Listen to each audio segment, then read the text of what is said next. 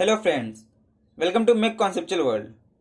Our today's topic is how to optimize objective function of linear programming problem using graphical method.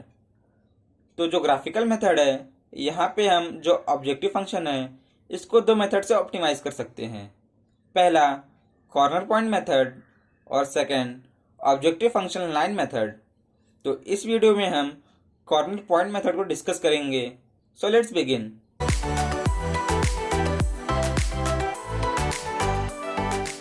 ये एक question है जहाँ पे जो ऑब्जेक्टिव फंक्शन है इसको मिनिमाइज करना है। लास्ट वीडियो में हमने formulation of linear programming problem को डिस्कस किया था, जहाँ पे हमने देखा कि अगर क्वेश्चन टेबल फॉर्म में या वर्ड्स के फॉर्म में गिवन है तो कैसे उसको इक्वेशन के फॉर्म में कन्वर्ट करना है। तो ये जो गिवन क्वेश्चन है ये ऑलरेडी इसका फॉर्मुलेशन कंप्लीट हो चुका है। अब इसके बाद हम इसको ग्राफिकल मेथड से सॉल्व करेंगे।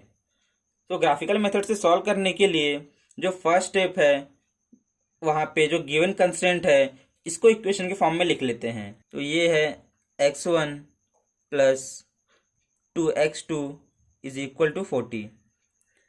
इसके बाद हम x1 और x2 की अल्टरनेट वैल्यू पुट करेंगे। तो अगर हम यहाँ पे x1 की वैल्यू को जीरो पुट करते हैं, put x1 is equal to 0, तो जब हम x1 की वैल्यू 0 पुट करेंगे तो ये क्या हो जाएगा 0 plus 2x2 is equal to 40। तो यहाँ से जो x2 की वैल्यू है ये कितनी आ जाएगी 20। तो जब हमने x1 को 0 पुट किया तो x2 की वैल्यू 20 आ गई। इसके बाद हम x2 की वैल्यू को 0 पुट करेंगे और x1 की वैल्यू को फाइंड करेंगे। तो इस टाइम पे हम x2 की वैल्यू को पुट करते हैं, put x2 is equal to 0। तो जब x2 को मैंने 0 पुट किया तो ये हो जाएगा x1 plus 0 is equal to 40। तो यहाँ से x1 की वैल्यू 40 आ गई, तो इसकी वैल्यू 40 आ गई। यहाँ पे हम x1 और x2 की इनिशियल वैल्यू कुछ भी पुट कर सकते हैं, लेकिन जब हम इसको 0 पुट करते हैं तो जो ग्राफ प्लॉटिंग का स्टेप है ये इजी हो जाता है और जो x2 या x1 की वैल्यू फाइंड करनी है ये भी इजी हो जाती है। तो ये जो x1 x2 की वैल्यू है ये फर्स्ट इक्वेशन के लिए हमने फाइंड कर लिया। इसके बाद हम जो सेकंड कंस्ट्रेंट है इसको भी इक्वेशन के फॉर्म में लिख लेते हैं। तो ये 3x1 plus x2 is equal to 30। तो यहाँ पे जब हम x1 की वैल्यू को 0 पुट करेंगे तो x1 की वैल्यू को मैंने 0 पुट किया तो यहाँ पे ये 0 हो जाएगा plus x2 is equal to 30। तो यहाँ पे जो x2 की वैल्यू है ये 30 हो जाएगी। अब सिमिलरली हम x2 की वैल्यू को 0 पुट करेंगे। तो जब यहाँ पे मैं 0 पुट किया तो ये जो मेरा इक्वेशन है यहाँ पे 3x1 इज इक्वल टू 30 हो जाएगा और यहाँ से जो x1 की वैल्यू होगी वो 10 आ जाएगी। तो जब मैंने x2 को 0 पुट किया तो x1 की वैल्यू 10 आ गई। अब ये जो था मेरा सेकंड कंस्ट्रेंट वो भी कंप्लीट हुआ। अब जो थर्ड कंस्ट्रेंट है इसको भी इक्वेशन के फॉर्म में लिख लेते हैं।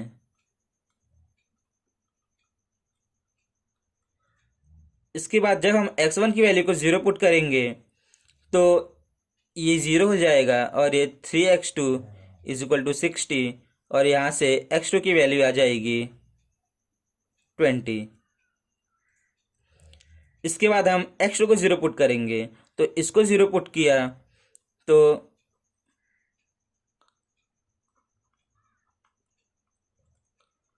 ये 0 हो जाएगा और यहाँ पे 4x1 इज इक्वल टू 60। तो यहाँ पे जो x1 की वैल्यू है वो 15 आ जाएगी। तो ये इसकी वैल्यू हो गई 15। इसके बाद ग्राफ प्लॉट करने के लिए हमें कंस्ट्रेंट 1, 2 और 3 सबके लिए दो दो पॉइंट मिल गए हैं। इसके बाद हम यूजिंग दिस पॉइंट ग्राफ को प्लॉट करेंगे। तो ये जो फर्स्ट इक्वेशन है यहाँ पे जो फर्स्ट x1 कोऑर्डिनेट है ये 0 है और जो x2 कोऑर्डिनेट है ये 20 है। तो ये मेरा x1 एक्सिस है और ये x2 एक्सिस, और यहाँ पे ये 0 और ये पॉइंट क्या हो जाएगा, यहाँ पे x1 0 है और x2 20 है। तो इस पॉइंट को मैं मार्क किया। इसके बाद जो सेकंड पॉइंट है ये x1 40 है और x2 0 है। तो ये पॉइंट है जहाँ पे x1 40 है और जो x2 है वो 0 है। तो इसके बाद हम यहाँ पे एक लाइन को ड्रॉ करेंगे।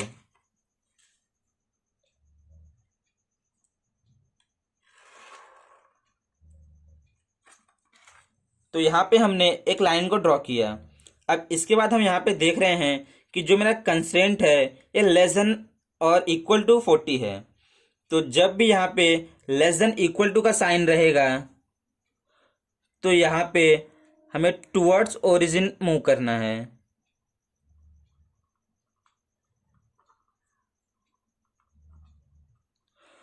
मतलब जो मेरी इसकी वैल्यू है वो 40 से कम होनी चाहिए। तो जब मैंने ये लाइन को ड्रॉ किया तो इसके बाद हमें टुवर्ड्स ओरिजिन आना है, क्योंकि ये लेस देन और इक्वल टू का साइन है। तो इसके लिए हम ओरिजिन के डायरेक्शन में मूव करेंगे और इसके बाद हम इसका इक्वेशन भी यहाँ पे लिख लेते हैं। तो ये क्या है, x1 plus 2x2 less than equal to 40। अब इसके बाद हम सेकंड कंस्ट्रेंट को प्लॉट करेंगे। तो सेकंड कंस्ट्रेंट के लिए जो फर्स्ट पॉइंट है यहाँ पे x1 0 है और x2 30। तो ये पॉइंट है जहाँ पे x1 0 है और x2 30 है। इसके बाद सेकंड पॉइंट में जो x1 की वैल्यू है ये 10 है और जो x2 की वैल्यू है ये 0 है। तो इस पॉइंट को भी मैं पॉइंट कर लेता हूँ। अब इसके बाद ये दोनों पॉइंट को हम मिलाएंगे।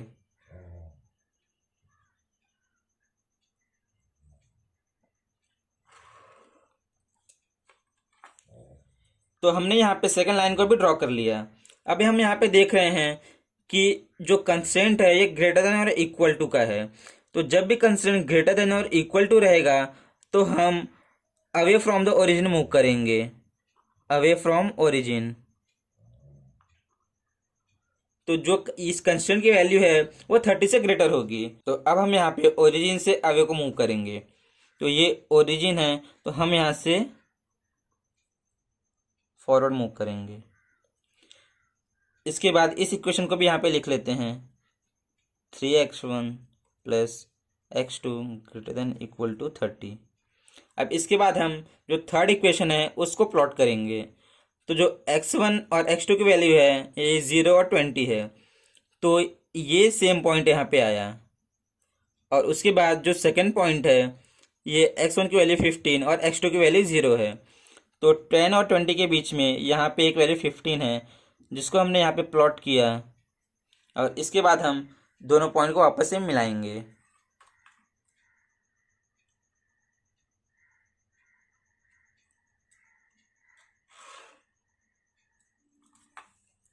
अब हम यहाँ पे देख रहे हैं कि जो कंस्ट्रेंट है ये ग्रेटर देन इक्वल टू 0 है। तो इसमें भी हम अवे फ्रॉम ओरिजिन को मूव करेंगे। तो इस टाइम पे भी हमें ओरिजिन से अवे को मूव करना है। अब इसका भी इक्वेशन हम यहाँ पे लिख लेते हैं। तो ये क्या है, 4x1 plus 3x2 greater than equal to 60। अब लाइन को प्लॉट करने के बाद हम यहाँ पे फिजिबल रीजन को फाइंड करेंगे कि ऐसा कौन सा रीजन है जो तीनों कंस्ट्रेंट को फॉलो कर रहा है। तो जो फर्स्ट इक्वेशन है हमें यहाँ पे टुवर्ड्स द ओरिजिन मूव करना है। तो जो कॉमन एरिया है ये इतना एरिया मेरा कॉमन एरिया हो जाएगा। इसके बाद जब हम सेकंड कंस्ट्रेंट को देखेंगे तो ये away from the origin move कर रहा है। तो जब ये away from the origin move कर रहा है तो इस टाइम पे जो मेरा रीजन हो जाएगा ये रीजन हो जाएगा। अब इसके बाद जब हम थर्ड कंस्ट्रेंट को देखेंगे तो जो मेरा फिजिबल रीजन है वो ये वाला रीजन आएगा। हम यहाँ पे देख रहे हैं कि जो तीनों इक्वेशन है उसमें ये वाला रीजन है जो कि कॉमन है।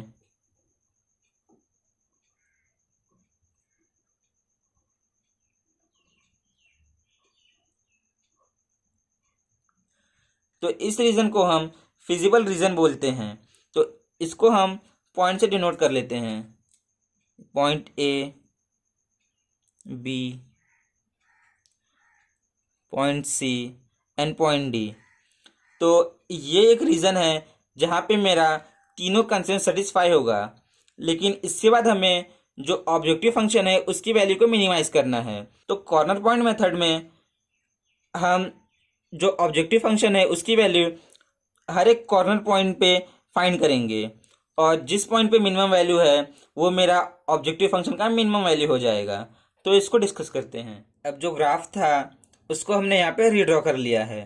तो हम यहाँ पे z की मिनिमम वैल्यू को फाइंड करने के लिए हर एक पॉइंट पे उसकी वैल्यू चेक करेंगे। तो इसके लिए जो point A B C D है इसका मुझे कोऑर्डिनेट फाइंड करना होगा। पॉइंट बी का कोऑर्डिनेट फाइंड करने के लिए हम यहाँ पे देख रहे हैं कि जो लाइन सेकेंड और थर्ड है ये पॉइंट बी पे इंटरसेक्ट कर रहे हैं। तो इस पॉइंट का कोऑर्डिनेट फाइंड करने के लिए हमें इक्वेशन 2 और 3 को साइमल्टेनियसली सॉल्व करना पड़ेगा। तो इक्वेशन 2 क्या हो जाएगा मेरा, 3x1 plus x2 is equal to 30 and 4x1 plus 3x2 is equal to 60। अब इसके बाद हम जो सेकेंड वाला इक्वेशन है इसमें 3 से मल्टीप्लाई करेंगे।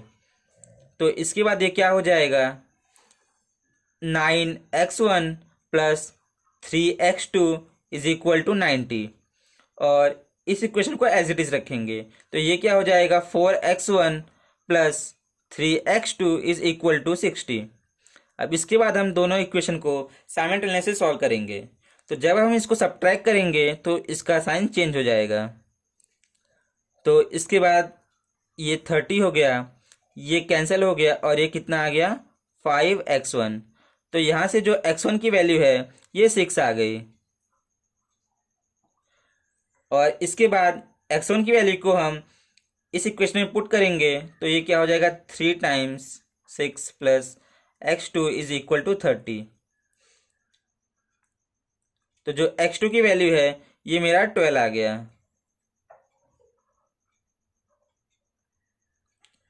तो जो पॉइंट बी का कोऑर्डिनेट है ये हो गया 6, 12। इसके बाद हम पॉइंट सी के कोऑर्डिनेट को फाइंड करेंगे। तो जो पॉइंट सी है ये फर्स्ट और सेकंड लाइन के इंटरसेक्शन से फॉर्म हो रहा है। तो इसके लिए हम दोनों लाइन को साइमल्टेनियसली सॉल्व करेंगे to find the coordinate of C. तो जो फर्स्ट लाइन है इसका इक्वेशन है x1 plus 2x2 is equal to 40, और जो सेकेंड लाइन है इसका इक्वेशन है 3x1 plus x2 is equal to 30। अब इसके कोएफिशिएंट को सिमिलर करने के लिए ये इक्वेशन में हम 2 से मल्टीप्लाई करेंगे। तो ये क्या हो जाएगा, 6x1 plus 2x2 is equal to 60, और इस इक्वेशन को हम सेम एज इट इज यहाँ पे कॉपी कर लेंगे। तो ये क्या हो जाएगा, x1 plus 2x2 is equal to 40। इसके बाद दोनों इक्वेशन को हम साइमल्टेनियसली सॉल्व करेंगे। तो जब हम सब्ट्रैक्ट करेंगे तो इसका साइन चेंज हो जाएगा। तो यहाँ पे आ गया -20, ये कैंसिल हो जाएगा, और यहाँ पे -5x1। तो जो x1 की वैल्यू है यहाँ पे ये 4 आ गई।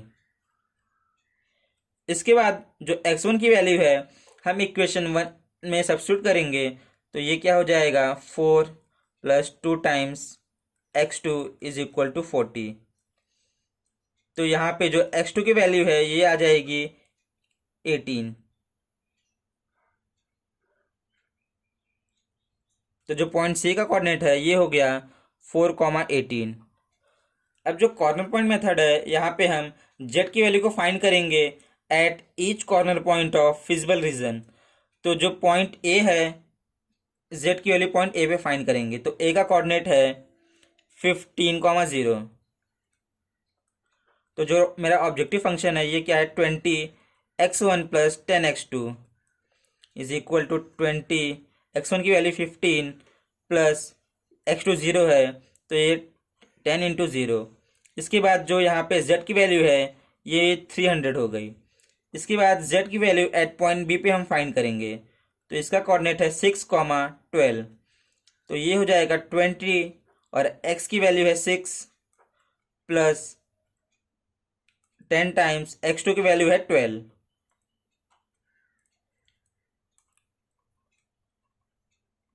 तो इसकी वैल्यू हो गई 240। अब हम जो z की वैल्यू है एट पॉइंट सी पे फाइंड करेंगे। तो z एट सी, इसका कोऑर्डिनेट है 4, 18। तो ये क्या हो जाएगा 20 × 4 प्लस 10 × 18।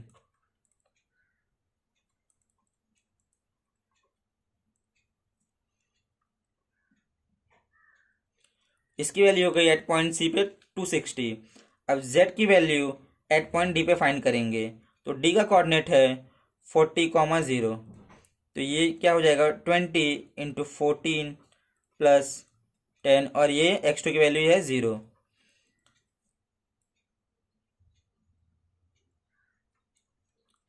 तो जो एट पॉइंट डी है यहाँ पे z की वैल्यू 800 हो गई।